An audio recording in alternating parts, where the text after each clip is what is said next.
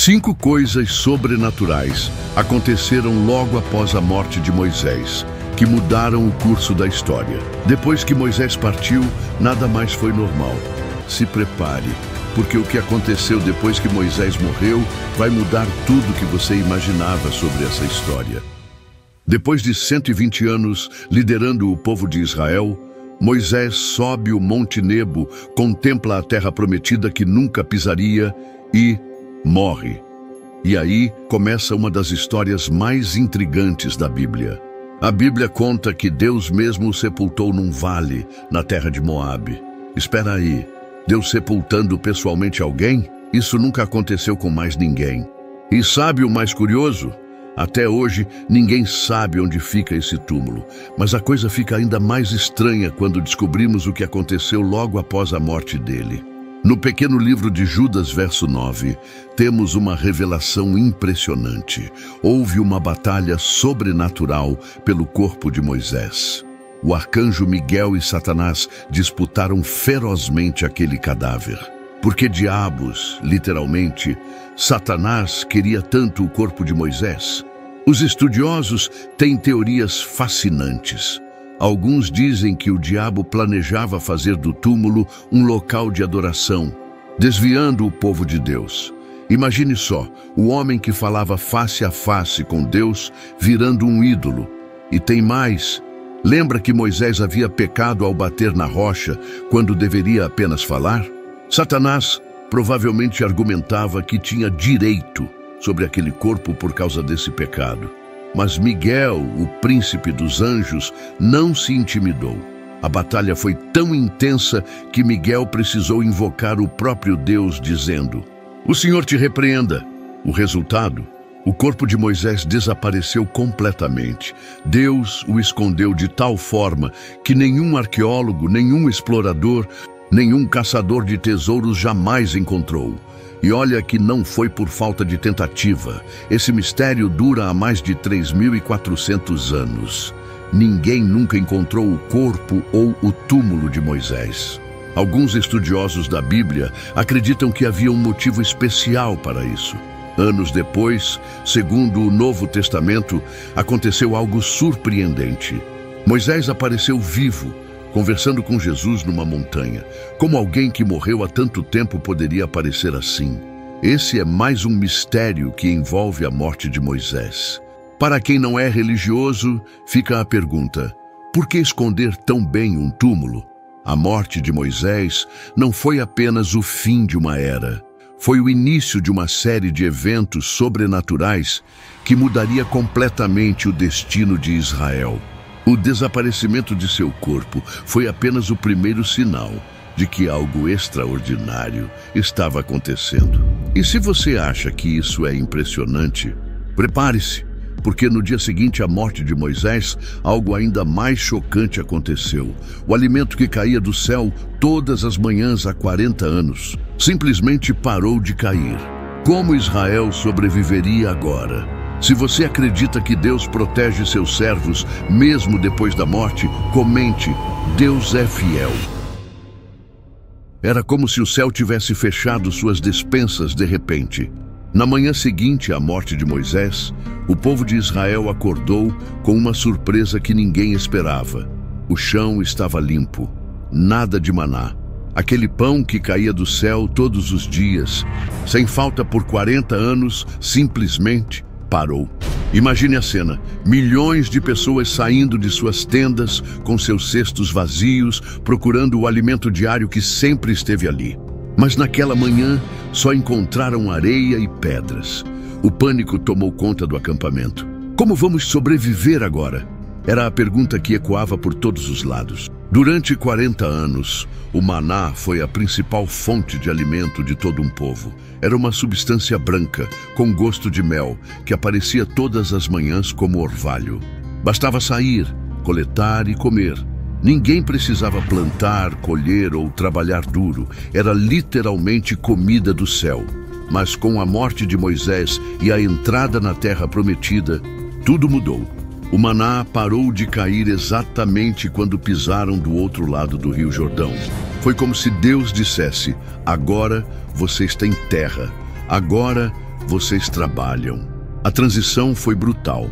Um povo que nunca precisou cultivar nada, agora precisava aprender agricultura do zero. Pessoas que só conheciam a rotina de coletar maná, agora precisavam arar, plantar, esperar e colher. O desespero era tanto que muitos começaram a murmurar contra Josué, o novo líder. Com Moisés, tínhamos comida garantida, reclamavam alguns. Por que Deus nos abandonou? Questionavam outros. Mas Josué manteve a calma e explicou. A terra prometida era uma terra de fartura, mas exigia esforço. O tempo dos milagres diários havia acabado. Agora era tempo de trabalhar a terra que manava leite e mel. Os primeiros meses foram os mais difíceis. O povo teve que racionar o maná que tinham guardado enquanto aprendiam a cultivar. Muitos passaram fome. Outros voltaram a comer coisas que comiam no Egito. Foi um choque cultural e econômico tremendo. Mas algo extraordinário aconteceu. Quando fizeram a primeira colheita, descobriram que a terra era mesmo abençoada. O trigo crescia mais alto, as frutas eram mais doces, as oliveiras produziam mais azeite. Era como se a terra compensasse os 40 anos de espera. Ainda assim, muitos sentiam falta do maná. Havia algo de especial em receber comida direto do céu. Era uma conexão diária com o divino, um lembrete constante de que Deus cuidava deles. Agora, essa conexão precisava ser mantida de outras formas. O fim do maná marcou uma mudança profunda na relação entre Deus e seu povo. Não era mais uma relação de dependência infantil, mas de parceria adulta. Deus dava a terra, o povo trabalhava nela. Deus abençoava, o povo administrava. Curiosamente, o último pote de maná foi guardado como relíquia dentro da Arca da Aliança. Era um lembrete para as futuras gerações de que houve um tempo em que o céu alimentou a terra diariamente. Um tempo que acabou com a morte de Moisés. Esse evento ensinou uma lição valiosa. Nem sempre o fim de um milagre é um abandono. Às vezes, é um sinal de maturidade. O povo de Israel estava pronto para uma nova fase. Uma fase onde a fé se manifestaria não em esperar o maná cair, mas em trabalhar a terra, confiando que Deus abençoaria o esforço. E se você achou isso impactante, prepare-se, porque a morte de Moisés mudou algo ainda mais fundamental: a forma como Deus falava com seu povo. Nunca mais alguém conversaria face a face com o Criador.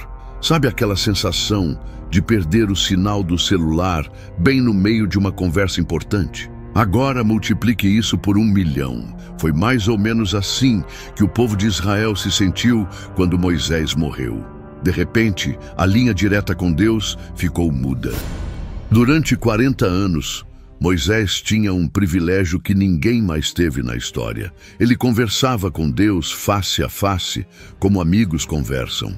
Quando o povo tinha dúvidas, Moisés subia a montanha e voltava com as respostas. Quando surgiam problemas, ele entrava na tenda do encontro e saía com soluções divinas. Era como ter um telefone direto para o céu. Mas com a morte de Moisés, esse canal exclusivo se fechou. Josué, o novo líder, não tinha o mesmo tipo de acesso. E isso criou uma crise sem precedentes. Como vamos saber o que fazer agora? O povo se perguntava. Quem vai falar com Deus por nós? A ansiedade tomou conta do acampamento. Decisões importantes precisavam ser tomadas. Como conquistar a terra, como dividir os territórios, como julgar disputas. Sem Moisés, quem daria as respostas? Foi aí que entrou em cena um novo sistema de comunicação. Urim e Tumim eram 2 pedras misteriosas guardadas no peitoral do sumo sacerdote. Funcionavam como uma espécie de dado divino. Quando consultadas, davam respostas de sim ou não para questões específicas. Imagine a mudança de conversas detalhadas e diretas com Deus para respostas binárias através de pedras. Era como trocar um smartphone por sinais de fumaça. O povo teve que se adaptar a essa nova realidade, aprendendo a formular perguntas que pudessem ser respondidas com sim ou não. Mas não parou por aí. Os profetas começaram a surgir como nova forma de comunicação divina. Diferentes de Moisés, eles não conversavam diretamente com Deus, mas recebiam visões, sonhos e mensagens que precisavam interpretar. Era um processo mais complexo e muitas vezes mais confuso. Essa mudança gerou conflitos sérios. Muitos se diziam profetas, mas como saber quem era verdadeiro? Sem Moisés para confirmar, o povo ficava vulnerável a falsos mensageiros. Começaram a surgir critérios para testar profetas. Suas profecias tinham que se cumprir, não podiam contradizer a lei de Moisés e não podiam levar o povo a adorar outros deuses. A ausência da comunicação direta também mudou a forma como o povo se relacionava com Deus. Antes, sabiam que qualquer problema podia ser levado a Moisés e ele traria uma resposta divina. Agora, precisavam aprender a confiar mais na lei escrita e menos em revelações constantes. Os sacerdotes ganharam muito mais importância. Eram eles que consultavam o Urim e Tumim, interpretavam a lei e mediavam entre Deus e o povo. O poder religioso, antes centralizado em Moisés, agora se distribuía entre várias figuras. Curiosamente, essa mudança forçou o povo a amadurecer espiritualmente. Sem um intermediário constante, precisaram desenvolver uma relação mais pessoal com Deus. A oração individual ganhou importância. A meditação na lei se tornou essencial. Era como sair da casa dos pais e aprender a se virar sozinho. Alguns estudiosos acreditam que essa transição foi necessária para preparar o povo para o futuro. Se continuassem dependendo de um único mediador, nunca desenvolveriam maturidade espiritual. A morte de Moisés forçou uma evolução na fé de Israel. O impacto dessa mudança foi tão profundo que influenciou toda a história religiosa posterior. O modelo de profetas, sacerdotes e escrituras sagradas que surgiu após a morte de Moisés se tornou a base para muitas religiões modernas. E quando você pensava que não podia ficar mais dramático, a ausência de Moisés quase provocou algo impensável: uma guerra civil entre as próprias tribos de Israel. O que aconteceu foi tão sério que quase destruiu a nação antes mesmo dela começar. Se você já sentiu que Deus mudou a forma de falar com você, comente. Deus fala de muitas formas. Mal o corpo de Moisés sumiu e as tribos de Israel já estavam à beira de se matarem. Não é exagero. Quase rolou uma guerra civil que teria destruído a nação antes mesmo dela existir oficialmente, e tudo por causa de um altar. Veja só a confusão. As tribos de Ruben, Gade e metade de Manassés tinham recebido suas terras do lado leste do Rio Jordão. Quando Moisés ainda era vivo, ele tinha concordado com isso, desde que elas ajudassem as outras tribos a conquistar o resto da terra prometida. Promessa cumprida, batalhas vencidas, essas tribos voltaram para suas terras do outro lado do rio. Até aí tudo bem. Mas então elas fizeram algo que quase causou um banho de sangue. Construíram um altar gigantesco na margem do Jordão. As outras tribos surtaram. Como assim construir um altar? Só pode haver um altar no tabernáculo. Isso é traição, isso é idolatria. Em questão de horas, formou-se um exército. Milhares de homens armados, prontos para massacrar seus próprios irmãos. A tensão era palpável. Sem Moisés para mediar, ninguém sabia como resolver isso. Josué estava sobrecarregado. O povo estava dividido. Parecia que décadas de união no deserto iam terminar em tragédia. Mas aí aconteceu algo que salvou Israel. Em vez de atacar imediatamente, enviaram uma delegação liderada por Finéias, filho do sumo sacerdote. O que significa esse altar? Vocês estão nos traindo? Abandonando o Deus de Israel? A resposta das tribos do leste foi surpreendente. Não construímos esse altar para sacrifícios. É apenas um memorial, uma testemunha. Temos medo que no futuro seus filhos digam aos nossos: vocês do outro lado do rio não pertencem a Israel. Este altar é prova de que somos um só povo. A explicação fez sentido, mas a desconfiança permaneceu. Esse episódio revelou fraturas profundas na unidade de Israel. Sem a autoridade incontestável de Moisés, cada tribo começou a agir por conta própria. As decisões se tornaram mais democráticas, mas também mais caóticas. Outros conflitos menores começaram a surgir. Disputas por território, por água, por pastagens. Cada tribo queria o melhor para si. O espírito de união, que manteve o povo junto por 40 anos no deserto, começava a se desfazer. Josué percebeu o perigo e convocou uma grande assembleia. Todas as tribos foram chamadas. Era preciso estabelecer novas regras, novos acordos. Sem Moisés, precisavam encontrar outras formas de manter a unidade. Foi nessa assembleia que nasceu o sistema de anciãos tribais. Cada tribo teria seus representantes que se reuniriam regularmente para resolver disputas. Era o início de uma forma primitiva de governo descentralizado. Mas o trauma daquela quase guerra civil marcou profundamente a nação. As tribos do leste sempre foram vistas com certa desconfiança. Nos séculos seguintes, foram as primeiras a serem conquistadas por inimigos, as primeiras a perder sua identidade israelita.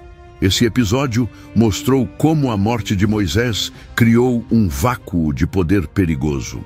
Um líder carismático e respeitado por todos havia partido, deixando um povo acostumado a obedecer sem questionar.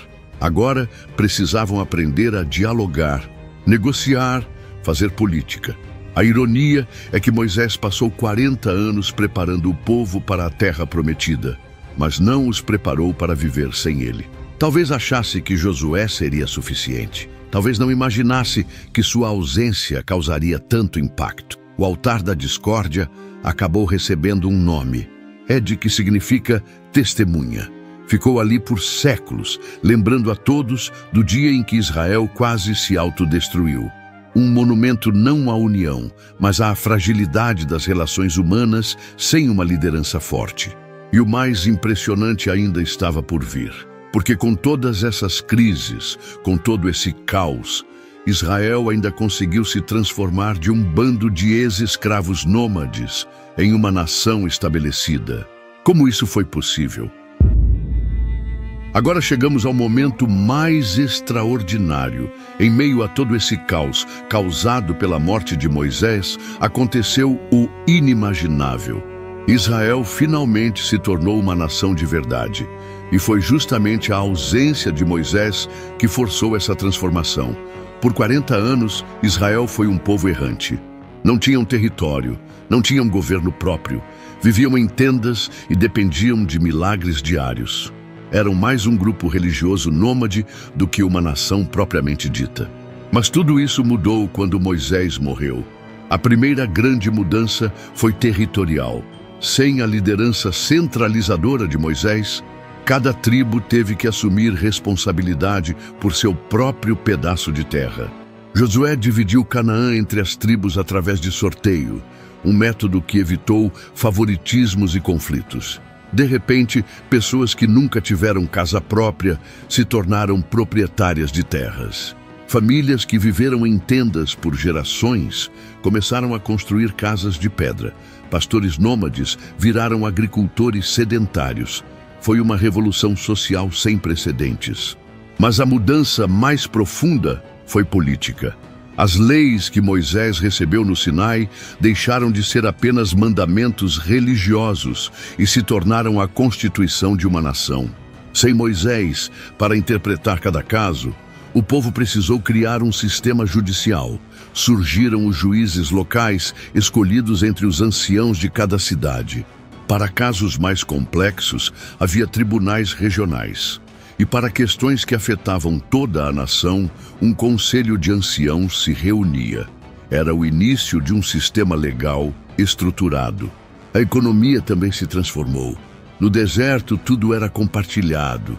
O maná era distribuído igualmente. As ofertas sustentavam os levitas. Não havia comércio. Agora, com terras próprias, surgiu a propriedade privada, o comércio, os mercados.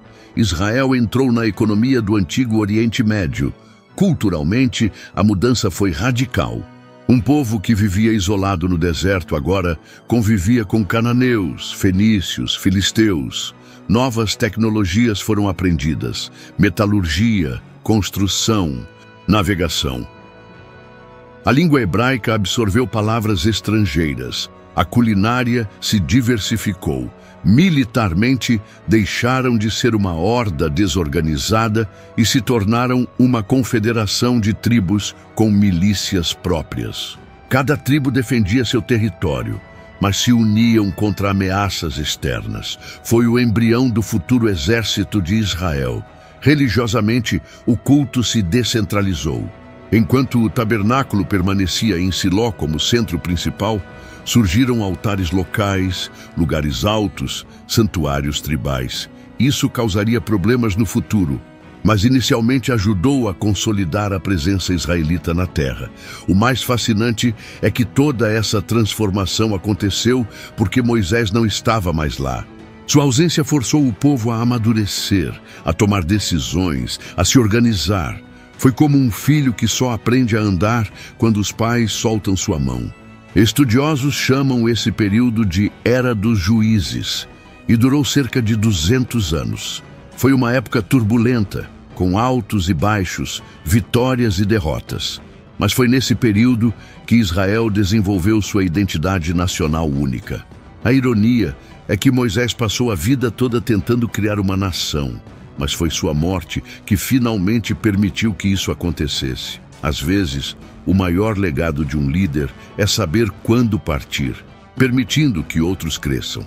Assim, das cinzas da perda de Moisés, nasceu Israel como nação, um povo que aprendeu a caminhar com as próprias pernas, mantendo viva a memória e os ensinamentos de seu grande líder, mas construindo seu próprio destino. Agora que você viu como a morte de Moisés mudou completamente a história de Israel, clique no vídeo na tela. Você vai descobrir o fim trágico e o último pedido dos apóstolos antes de morrer. Uma história ainda mais impressionante está te esperando. Clique agora no vídeo na tela.